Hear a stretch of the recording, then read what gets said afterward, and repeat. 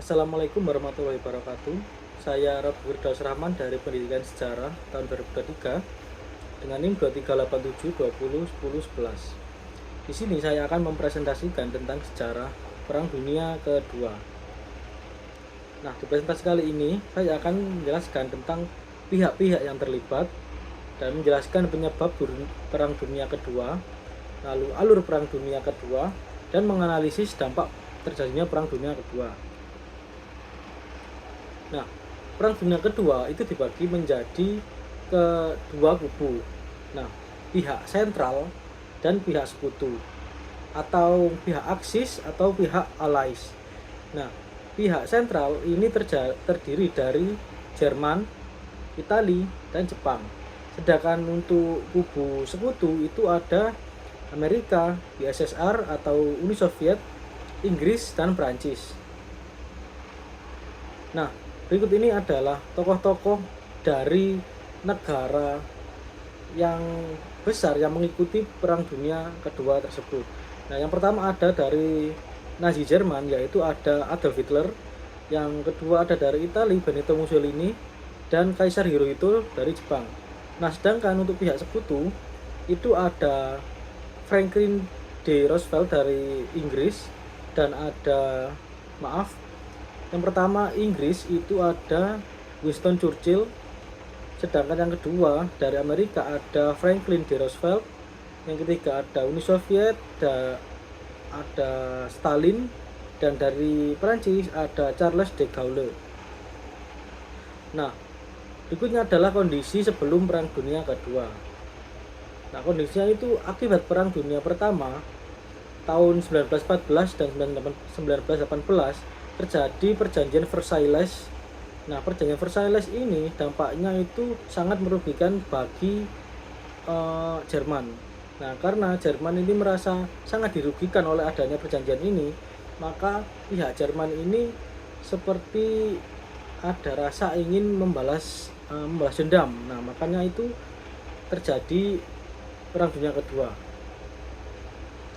Selain perjanjian Versailles juga ada kehancuran ekonomi dan sosial yang terjadi di Eropa. Nah, karena setelah pecahnya Perang Dunia Pertama itu muncul ideologi totalitarian atau bisa juga disebut dengan ultranasionalisme. Nah, yang pertama ada fasisme di Italia, nazisme di Jerman, militerisme di Jepang, dan komunisme di Soviet.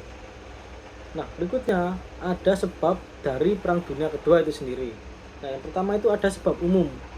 Nah, sebab umum ini ada kegagalan LBB atau Liga Bangsa-Bangsa dalam menjalankan tugasnya.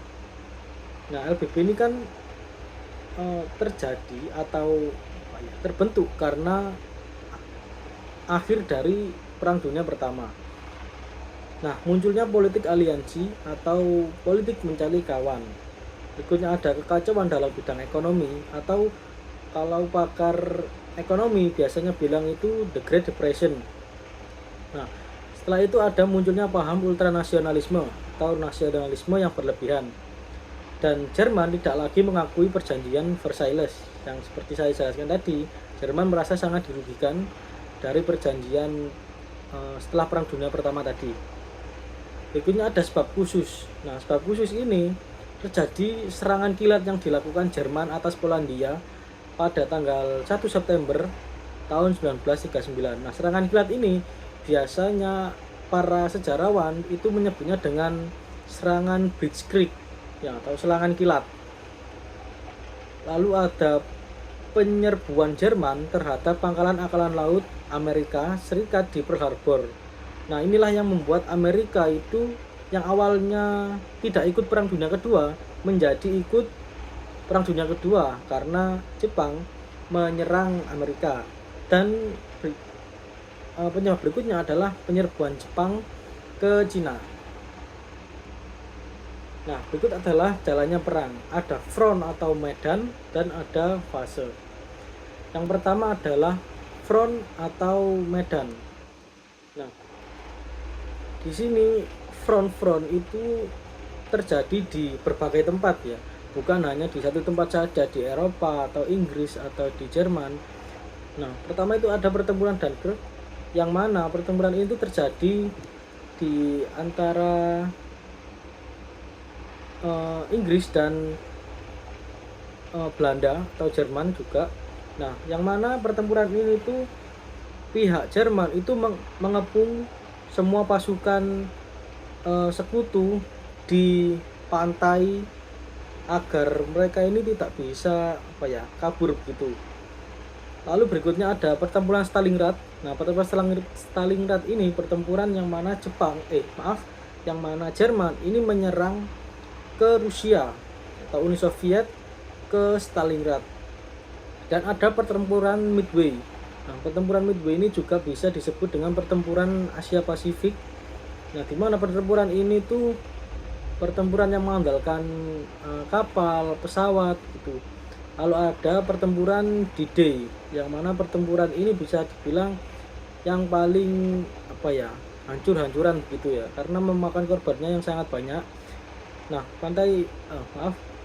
pertempuran D-Day ini terjadi di pantai Normandy. Lalu ada berikutnya adalah pertempuran El Alamein yang terjadi di benua Afrika. Nah, berikutnya adalah caranya perang. Nah, pada awal fase tahun 39 sampai 42, Blok Sentral ini melakukan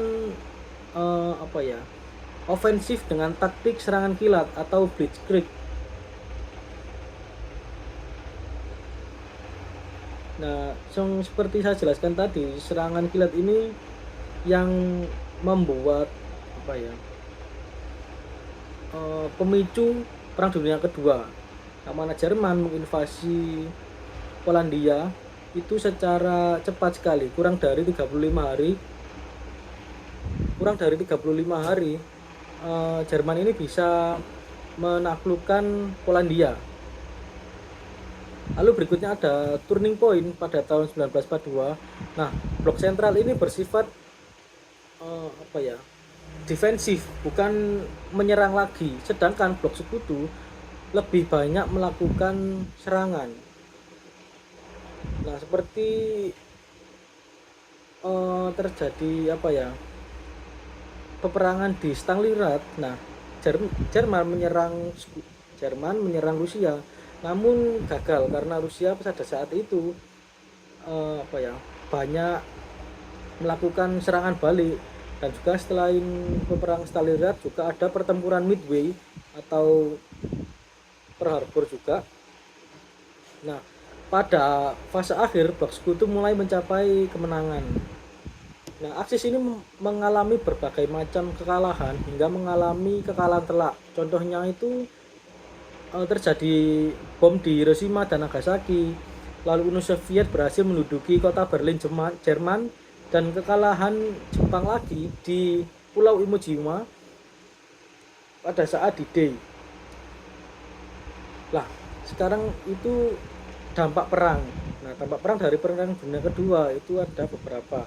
Yang pertama ada dampak politik, yaitu munculnya negara superpower. Nah, negara superpower ini kalau dari pihak sekutu itu ada Inggris, ada Amerika, pada saat itu masih ada Uni Soviet dan Prancis. Nah, pembagian wilayah Jerman menjadi dua wilayah. Nah, Jerman dibagi menjadi dua wilayah, itu wilayah barat dan timur. Wilayah barat yang dibawahi oleh pihak Amerika, sedangkan Jerman Timur ini masih dikuasai oleh Soviet. Lalu ada tumbuhnya nasionalisme dan kemerdekaan di Asia dan Afrika. Nah, pada poin inilah Indonesia itu bisa mencapai kemerdekaannya, karena pada saat inilah Jepang ini kalah, kan dibom oleh Amerika di kota Hiroshima dan Nagasaki. Nah, tidak hanya Indonesia saja yang mendapatkan kemerdekaan, banyak negara-negara di Asia dan Afrika lain itu juga tumbuh-tumbuh bibit-bibit kemerdekaan di negara tersebut. Lalu dampak berikutnya adalah dampak ekonomi. Nah, Eropa tenggelam dalam krisis ekonomi yang parah. Nah, Amerika muncul sebagai kreditur bagi negara-negara di dunia. Nah, maksudnya ini Amerika memberi pinjaman uang ke negara yang terkena dampak perang. Nah, tak hanya Amerika saja, Uni Soviet pun juga ikut membantu negara-negara yang terdampak juga. Namun biasanya itu terjadi di negara yang komunis sendiri ya, untuk Soviet membantunya. Lalu berikutnya ada sosial. Nah, tentu saja puluhan juta korban ini menjadi apa ya? Menjadi korban jiwa di peperangan ini. Nah, selain itu dibentuknya juga PBB karena kembali lagi LBB gagal menjalankan tugasnya. Mungkin itu saja presentasi tentang Perang Dunia Kedua yang saya sampaikan hari ini. Mungkin jika ada pertanyaan bisa ditanyakan. Jika tidak ada, sekian dan terima kasih.